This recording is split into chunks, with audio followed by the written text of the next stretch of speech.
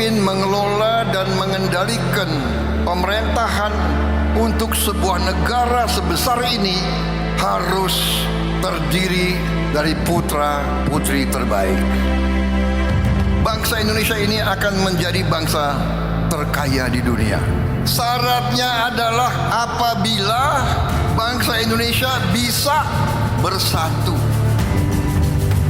Saya ingin selalu mengajak, apapun perbedaan kita, kita harus bekerja sama, kita harus kompak, kita harus bahu-membahu. Yang kuat tarik yang lemah, yang lemah berhimpun kerjasama. Saya ingin cari persatuan daripada perpecahan.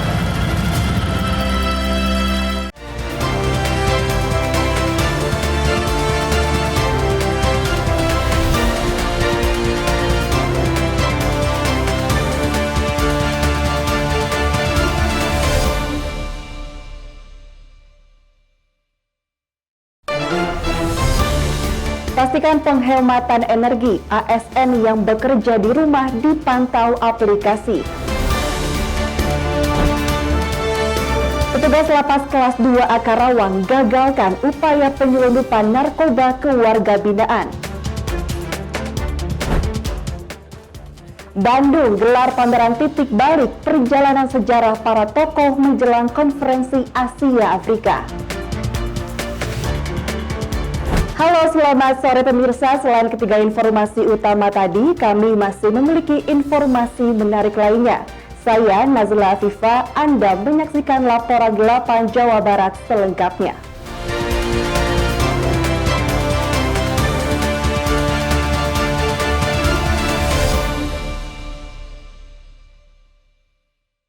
Informasi pertama pemirsa, efektifkan pelaksanaan work from home bagi 1.300 lebih ASN. Pemerintah Kota Bandung pantau pelaksanaan secara real time lewat aplikasi Gercep. Wali Kota Bandung tidak segan akan menegur pimpinan dan stafnya yang terindikasi melanggar. Jumat pagi, Wali Kota Bandung, Muhammad Farhan didampingi Kepala Badan Kepegawaian dan Pengembangan Sumber Daya Manusia atau BKPSDM melakukan pemantauan pelaksanaan work from home bagi aparatur sipil negara atau ASN di lingkungan pemerintahnya. Pemantauan secara real-time lewat aplikasi Gercep Asik Mobile, di mana aplikasi ini dilengkapi geolocation dan memudahkan melihat kehadiran ASN sesuai titik lokasi. Para ASN ini diwajibkan meninput data domisili melalui sistem berbasis lokasi yang bisa diketahui secara langsung. Dalam pemantauan tersebut ditemukan 2 aparatur negara terindikasi melanggar dengan menonaktifkan Global Positioning System atau GPS. Wali Kota Bandung melalui BKPSDM akan melakukan teguran keras kepada pimpinan dan staf apabila terindikasi pelanggaran. Kami terus melakukan berbagai macam upaya untuk memastikan bahwa satu, mobilitas semua pegawai pemerintah Kota Bandung yang ditugaskan untuk WFH itu mobilitasnya rendah dalam rangka memastikan bahwa ada efisiensi operasional. Efisiensi operasional ini menyangkut masalah konsumsi BBM, konsumsi listrik, dan juga tentu saja dalam rangka mengefisienkan kerja. Untuk itu konsekuensinya adalah kita harus melakukan pengendalian menggunakan aplikasi secara jarak jauh untuk memastikan kedisiplinan. Menurutnya, dengan jumlah ASN yang melakukan WFH bisa menghemat operasional minimal sebesar Rp25.000 untuk pembelian bahan bakar minyak setiap harinya. Pelaksanaan WFH dalam rangka penghematan energi tersebut tidak mengganggu pelayanan terhadap masyarakat, di mana ASN yang bekerja sebagai pendidik, pelayanan publik dan kesehatan tetap melakukan pekerjaan untuk memastikan pelayanan kepada masyarakat berjalan secara optimal. Tim Liputan Bandung, Jawa Barat, Garuda TV. Kementerian Transmigrasi bekerjasama dengan Universitas Padjadjaran mendorong pengembangan komoditas ubi jalar di kawasan transmigrasi. Kolaborasi ini fokus pada peningkatan kualitas dari budidaya hingga pengolahan produk yang bernilai tambah. Menteri Transmigrasi, Iif Tita Suryana Nagara, melakukan kunjungan kerja di kampus Unpad Jatinangor, Sumedang, Jawa Barat. Rabu siang, kedatangan ini untuk mewujudkan konsep PRAISE atau Padjadjaran Center for Sweet Potato Research and Innovation Excellence. Kementerian Transmigrasi mendorong pengembangan produk unggulan di kawasan transmigrasi, khususnya komoditas ubi jalar. Fokusnya tidak hanya pada peningkatan hasil panen, tetapi juga pada pengolahan hingga menjadi produk bernilai tambah melalui proses industrialisasi. Langkah ini diharapkan dapat membuka peluang usaha, meningkatkan pendapatan, serta memberikan manfaat langsung bagi masyarakat di kawasan transmigrasi. Menteri menjelaskan, pihaknya juga akan mencari solusi terkait modal usaha, investasi, serta pasar atau off-taker. Kolaborasi antara pemerintah, kampus, dan dunia usaha diharapkan bisa meningkatkan pendapatan masyarakat serta memenuhi permintaan pasar luar negeri seperti Korea Selatan dan Jepang. Ini sebetulnya ketemu antara persoalan yang selama ini kami petakan. Transmigrasi itu kekuatannya memiliki lahan. Yang kedua, memiliki tenaga kerja transmigran itu sendiri. Sementara kami masih memiliki tantangan, satu adalah ilmu pengetahuan dan teknologinya. Jadi sampaikan bahwa kami sekarang mengembangkan pusat ubi jalar di Unpad, yang harapannya pusat ini akan menjadi salah satu center yang dapat mengembangkan ubi jalar tidak hanya untuk Jawa Barat, tapi untuk nasional. Tadi Pak Menteri sudah menyampaikan bahwa beliau siap untuk mensupport apa yang Unpad sedang kerjakan, dengan nanti mengkontribusi dalam bentuk nanti kerjasama. Sementara ini, pihak universitas telah mengembangkan sekitar 70 varietas yang disesuaikan dengan kondisi tanah. Harapannya, kerjasama ini dapat memberikan manfaat nyata, membuka lapangan usaha, serta menjadi contoh bagi pengembangan komoditas lain di masa depan. Upaya ini bertujuan membangun ekosistem inovasi, mulai dari riset, pengembangan, hingga hilirisasi produk secara berkelanjutan. Tidak hanya meningkatkan hasil panen, namun juga mengolahnya melalui proses industrialisasi. Saat ini Unpad sudah mengembangkan bibit unggulan dan membina petani di Jawa Barat, namun masih skala kecil. Dengan dukungan Kementerian Transmigrasi, teknologi dan pembibitan akan diaplikasikan secara luas di lahan transmigrasi untuk dukung ketahanan pangan nasional. Laporan Bobi Januar Sumedang, Jawa Barat, Garuda TV. Pemirsa, ratusan calon jemaah haji asal kota Bandung mulai diberangkatkan ke embarkasi Indramayu, Jawa Barat. Sebanyak 360 calon jemaah haji lansia menjadi prioritas utama pelayanan Kementerian Haji. Sebanyak 440 calon jemaah haji kloter pertama kota Bandung diberangkatkan ke embarkasi Indramayu di Mapolda Jabar pada Rabu pagi. Isak tangis keluarga yang mengantarkan pun pecah saat para calon jemaah haji menaiki bus yang akan menuju ke embarkasi Indramayu. Pada tahun ini, Kota Bandung akan memberangkatkan sebanyak 1.744 calon jemaah haji, mengalami penurunan kuota dari tahun kemarin sebanyak 2.345 jemaah haji. Dari data tersebut, ada 360 calon jemaah haji lansia yang berangkat tahun ini. Calon jemaah haji lansia di atas 65 tahun ini akan mendapatkan prioritas pendampingan dari petugas Kementerian Haji Kota Bandung. Dari total seluruh jamaah haji Kota Bandung, 1.744, lansianya ada 360. Dan usia tertua yaitu usia 91 tahun. Ada pendampingan khusus nggak Pak untuk lansia Pak? Ada, karena memang untuk lansia ini ada prioritas lansia yang didampingi oleh keluarganya, ahli warisnya, dan juga ada petugas khusus nanti untuk yang menangani lansia. Sejumlah calon jemaah haji lansia mengatakan bahwa dirinya telah mempersiapkan diri sebelum ke Tanah Suci Mekah dengan berjalan kaki selama 30 menit setiap hari. Para haji lansia pun sangat bahagia setelah menunggu hampir 12 tahun. Kemarin nunggu ibadah haji berapa tahun, Bu? 10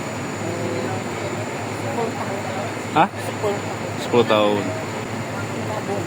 Menabung. Hasil dari apa, Bu?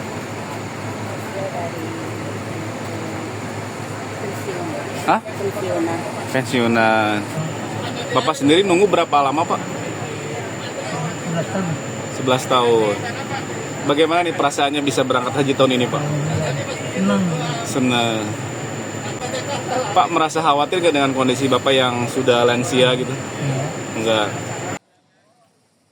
Dengan menggunakan 11 armada bus, ratusan calon jemaah haji kloter pertama Kota Bandung ini akan menuju ke embarkasi Indramayu untuk menjalani kembali tes kesehatan dan beristirahat selama 1 hari, dan esok harinya menuju ke Tanah Suci Mekah, Arab Saudi. Laporan Riki Eka Putra, Bandung, Jawa Barat, Garuda TV. Petugas lapas kelas 2A Karawang gagalkan upaya penyelundupan narkoba. Informasi selengkapnya kami hadirkan usai jeda.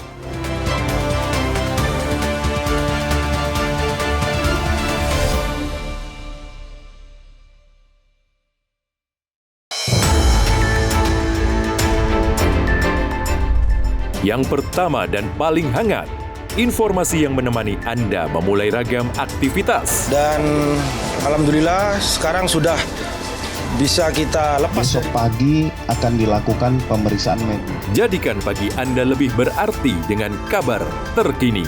Laporan 8 pagi. Setiap hari pukul 6 pagi. Hanya di Garuda TV. Assalamualaikum warahmatullahi wabarakatuh. Sampurasun. Warga Bandung, khususnya yang tinggal di daerah Bandung Timur, yang saya cintai, yang saya banggakan, saya Muhammad Farhan, Wali Kota Bandung.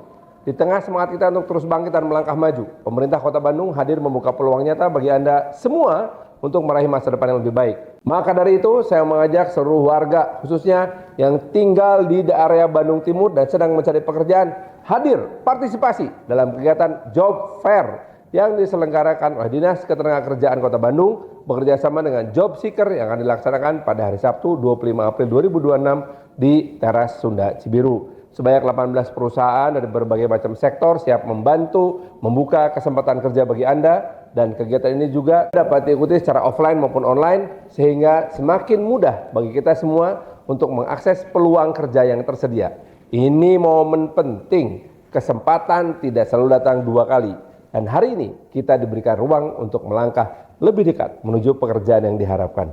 Jangan sia-siakan peluang ini, siapkan diri Anda dengan sebaik-baiknya. Lengkapi dokumen dan datang dengan keyakinan bahwa Anda mampu bersaing dan meraih kesempatan tersebut. Mari kita bersama-sama bergerak, berusaha, dan membangun masa depan yang lebih cerah. Ayo hadir dan ramaikan Job Fair Kota Bandung. Bandung Utama.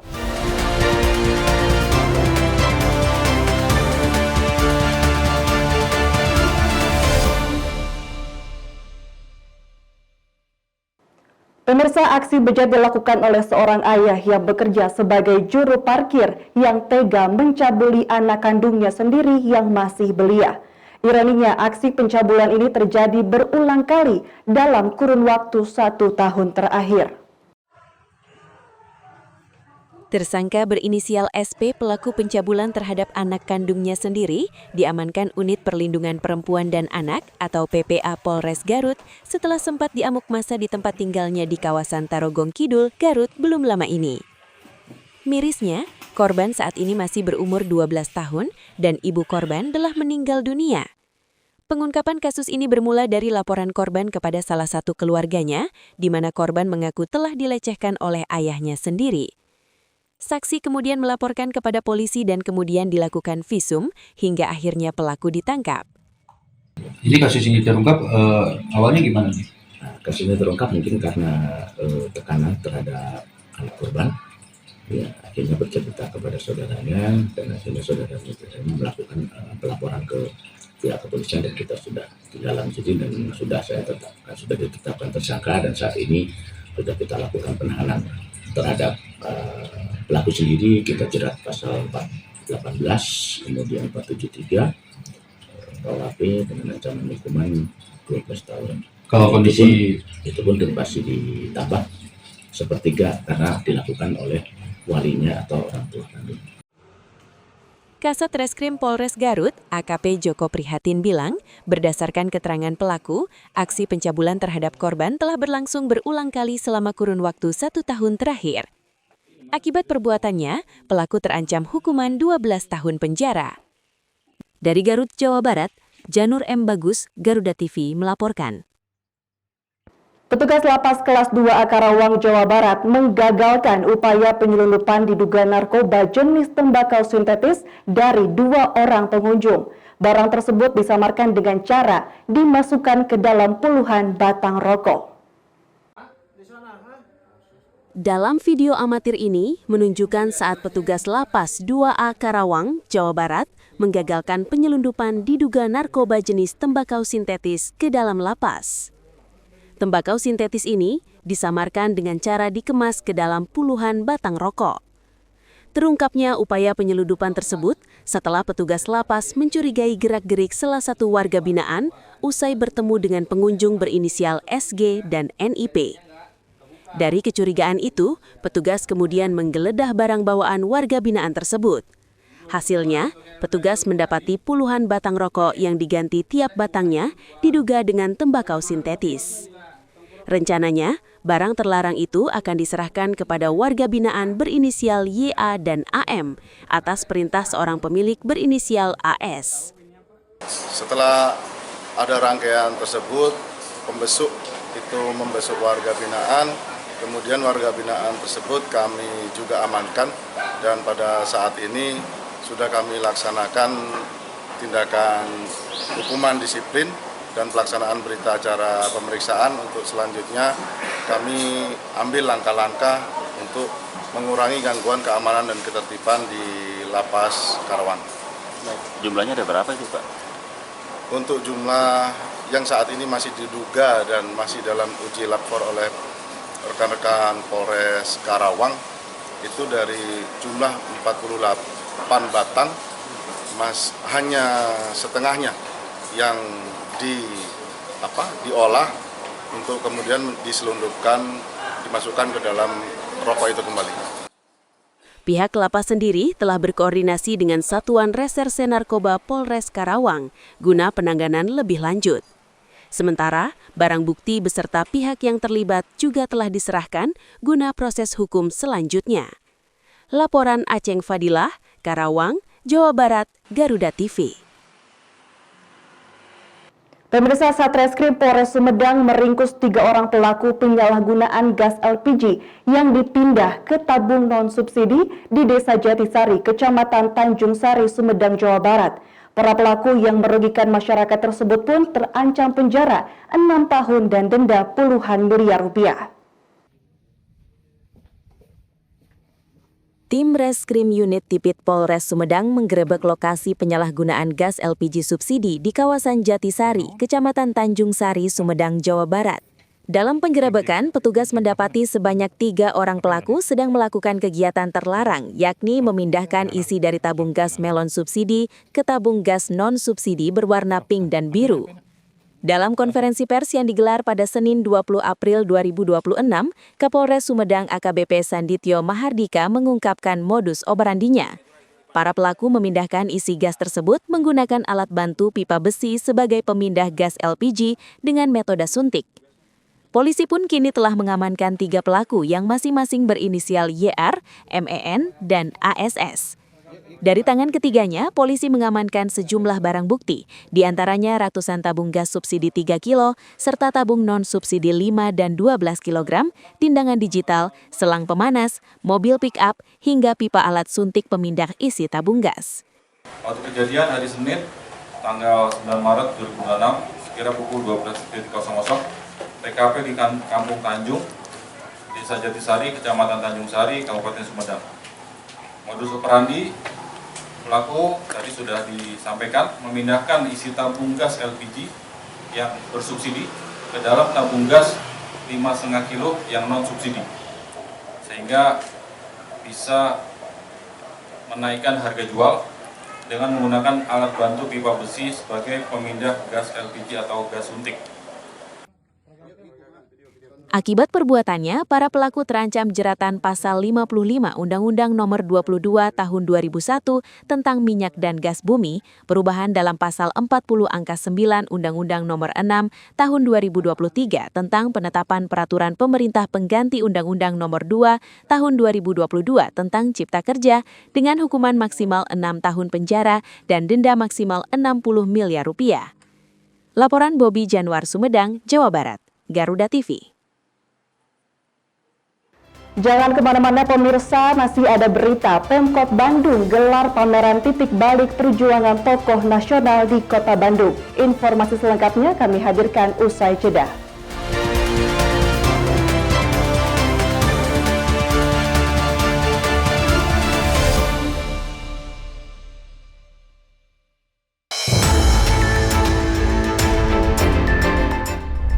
Perkembangan informasi paling aktual. Deden Maulana merupakan salah satu pegawai KKP yang menjadi korban peristiwa yang terjadi setiap saat disajikan untuk Anda. Ini kedatangan dari staf Kementerian Kelautan Perikanan, Pak dan mengusut tuntas siapa saja. Laporan 8 siang setiap hari pukul 12 siang hanya di Garuda TV. Rangkaian informasi terkini dan mendalam, mengupas peran strategi dan peran penting para pengambil kebijakan. Orang yang bersih, orang yang tidak korup. Kuotanya sudah dinaikkan 15%. Menghadirkan fakta, bukan wacana. Kalau LPMK pun saya tantang. Dalam Kabinet Merah Putih, Senin sampai Jumat pukul 5 sore, hanya di Garuda TV.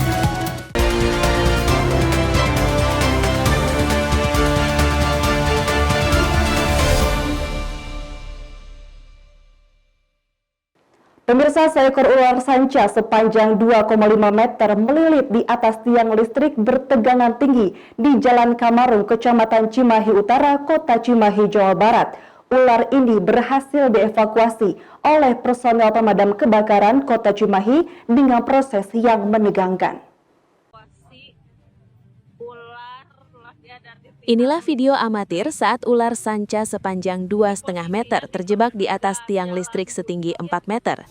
Tim Damkar Kota Cimahi yang berupaya mengevakuasi ular tersebut harus menghadapi tantangan dari ancaman listrik tegangan tinggi dan risiko lilitan ular. Selain menurunkan tangga dari atas mobil pemadam kebakaran, personil damkar juga harus bekerja dengan hati-hati karena sebelumnya telah terjadi ledakan kecil di tiang listrik yang menyebabkan ular yang diduga liar atau bukan ular peliharaan ini sempat tersengat aliran listrik. Menurut keterangan tim rescue Damkar Kota Cimahi, proses penanganan dimulai pada pukul 8.44 WIB yang berkoordinasi dengan PLN. Selanjutnya, tim rescue dengan menggunakan grab stick menangkap kepala ular dan menurunkannya ke bawah dengan hati-hati. Setelah berjibaku selama 1 jam, ular sanca pun akhirnya berhasil dievakuasi dengan kondisi lemas dan langsung dibawa ke Mako Damkar Kota Cimahi untuk ditangani lebih lanjut. Kita meluncur menggunakan 1 unit pemadam dengan 3 orang personil, dibantu dengan tim BPBD dan Tagana. Untuk saat kita sampai di lokasi, kita melakukan asesmen terlebih dahulu bersama tim pembantu untuk mengevakuasi ular yang tersangkut di tiang listrik tersebut. Dikarenakan ular sudah tersengat listrik karena terjadi ledakan sebelum ditangkap di atas tiang listrik. Setelah berhasil dievakuasi, ular sanca selanjutnya akan diserahkan kepada komunitas untuk penanganan lebih lanjut. Dari Kota Cimahi, Jawa Barat, Nur Aziz, Garuda TV. Pemirsa, Pameran Kota Bandung menggelar pameran dalam rangka memperingati Konferensi Asia Afrika ke-71 tahun. Dalam gelaran tersebut, pengunjung akan diajak pada sejarah titik balik perjuangan pahlawan nasional di Kota Bandung. Menjelang peristiwa sejarah Konferensi Asia Afrika, pemerintah Kota Bandung menggelar pameran bertajuk Titik Balik Para Pahlawan di Kota Bandung. Gelaran yang berlangsung di Micro Library Asia Afrika tersebut menampilkan beragam peristiwa sejarah para tokoh bangsa di Kota Bandung. Mulai dari Founding Father Soekarno, Muhammad Hatta, Insinyur Juanda, hingga Mohtar Kusuma Atmaja. Gelaran tersebut sebagai rangkaian peristiwa sejarah Kota Bandung, di mana di tanggal 18 hingga 24 April diperingati Konferensi Asia Afrika yang mengubah sejarah dunia dari tangan pahlawan nasional yang berasal dan pernah menimba ilmu di Kota Bandung.